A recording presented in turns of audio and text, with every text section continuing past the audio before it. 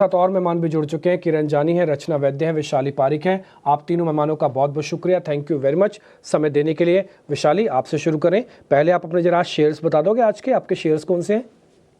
Very good morning. So yes, मैंने shares जो choose करे हैं, एक तो है एडवांस एंजाइम।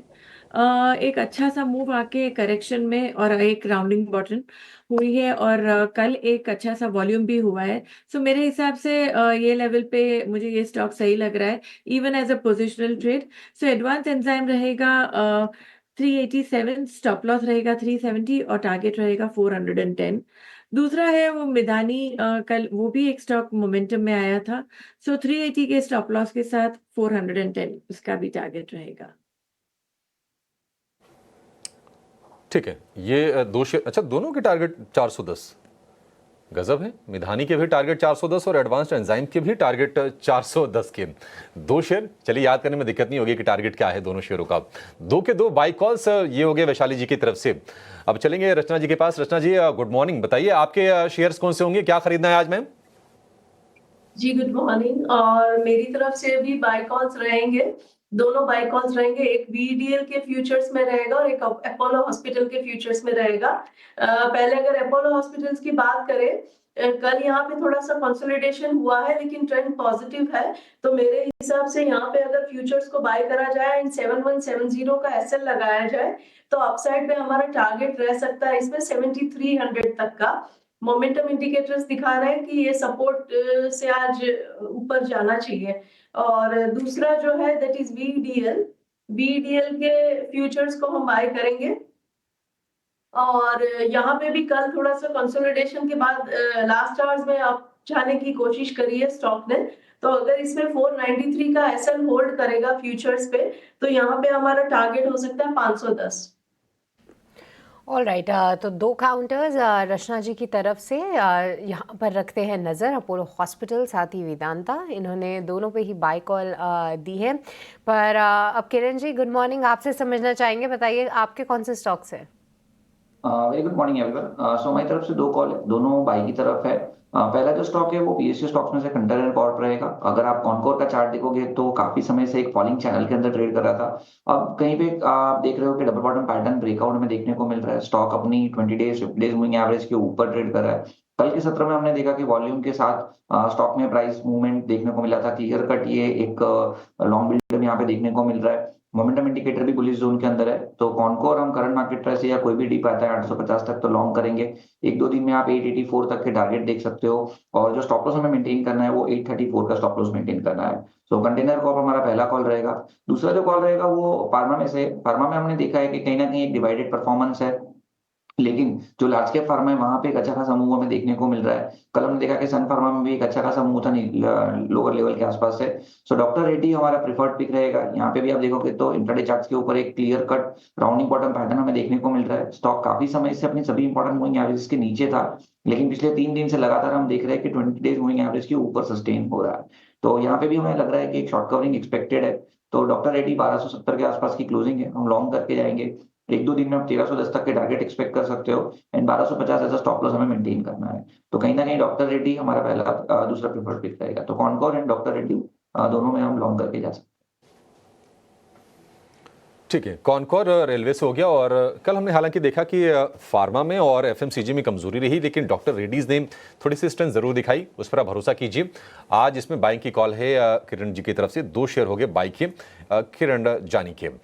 ठीक है, ये आपके लिए सारे के सारे ट्रेडिंग कॉल्स हो गए। थोड़ी देर में हम खबरों वाले शेयर लेकर आएंगे, तमाम ब्रोकरेज के रिपोर्ट्स लेकर आएंगे, उस पर नजर बनी रहेगी। लेकिन सुनील सर, आपके पास में फिर से आऊंगा। गुड मॉर्निंग, बहुत शुक्रिया आपका समय देने के लिए। सर ये बताइए कि चाइना में जो मॉनेटरी पॉलिसी के स्टांस में जो बदलाव किया गया है, इसको आप, ठीक है, संपर्क नहीं हो पा रहा है, आगे फिर से जुड़ेंगे सुनील सर तो उनसे बातचीत करने की कोशिश करेंगे। लेकिन कल तेज हमने बिकवाली देखी, जो भी कंज्यूमर वाले जो शेयर थे, टाटा कंज्यूमर, एचयूएल या फिर नेस्ले ब्रिटानिया, आईटीसी, तमाम शेयर कमजोर रहे। गोदरेज कंज्यूमर तो बाकायदा 10% टूटकर वायदा का सबसे ज्यादा गिरने वाला शेयर ये रहा। रचना जी, कहीं और आप डैमेज देख रही हैं अभी कंजम्पशन बास्केट में, या फिर एक बार आज बाजार खुलने दें, स्टॉक्स में रिएक्शन आने दें, उसके बाद कहीं कुछ नजर डालेंगे?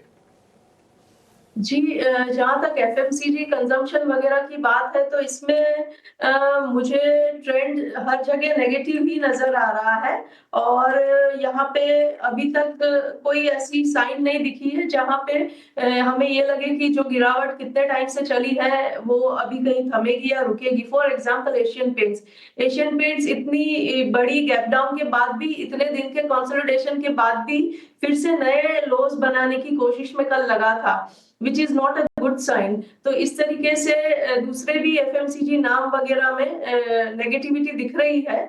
तो मेरे हिसाब से यहाँ पे अवॉइड रहेंगे ये स्टॉक्स। या तो जो लोग फ्यूचर्स में प्ले करते हैं शॉर्ट टर्म के लिए, उनके लिए डाउनसाइड पे अपॉर्चुनिटीज खुलेगी।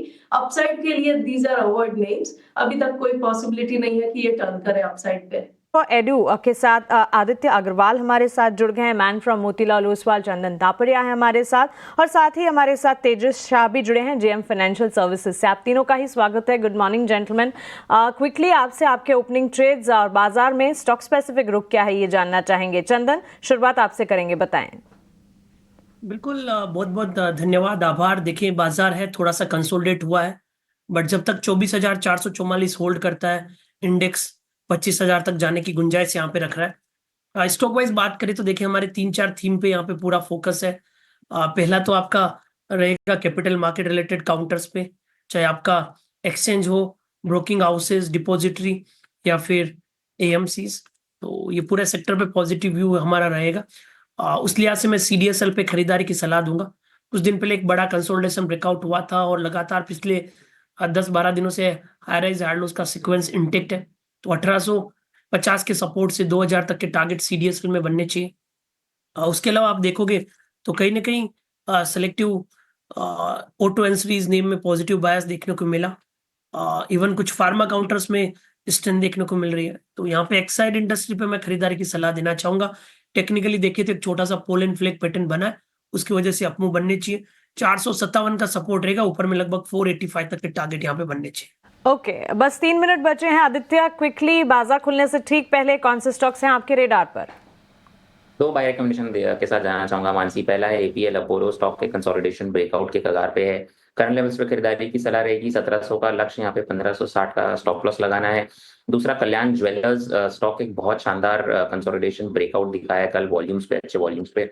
तो करंट लेवल्स पे खरीदारी की सलाह रहेगी। 850 का यहाँ पे लक्ष्य और 740 का stop loss. Auto ancillary, jewellers और साथ ही फार्मा हमारे फोकस रेडार पर। तेजस, आपके stock specific recommendations. Good morning Mansi ji और तमाम दर्शकों को मेरा नमस्कार। मेरा जो पहला रिकमेंडेशन है वो मेटल स्पेस से है। Steel authority of India limited stock एक ब्रेकआउट के करीबन है। रिसेंटली स्टॉक ने एक डबल बॉटम बनाया था और पिछले 3-4 सत्र से काफी अच्छी स्ट्रेंथ दिखा रहा है। मेटल एज अ स्पेस हमें काफी अच्छा लग रहा है। तो सेल में करंट भाव पे खरीदारी करिए विद स्टॉप लॉस बिलो 121। पहला लक्ष्य रहेगा 131 का और दूसरा लक्ष्य रहेगा 136 का। दूसरा जो मेरा रिकमेंडेशन है वो है सीमेंट स्पेस से है। अंबुजा सीमेंट लिमिटेड, ये स्टॉक ने भी रिसेंटली काफी अच्छी स्ट्रेंथ दिखाई है और एक वर्टिकल मूव आया है। स्टॉक अभी एक ब्रेकआउट के कगार पे है। तो अंबुजा सीमेंट में करंट भाव पे या डिप में खरीदारी करिए। इसमें आपको स्टॉप लॉस लगाना है 548 का। पहला लक्ष्य रहेगा 595 का और दूसरा लक्ष्य रहेगा 615 का।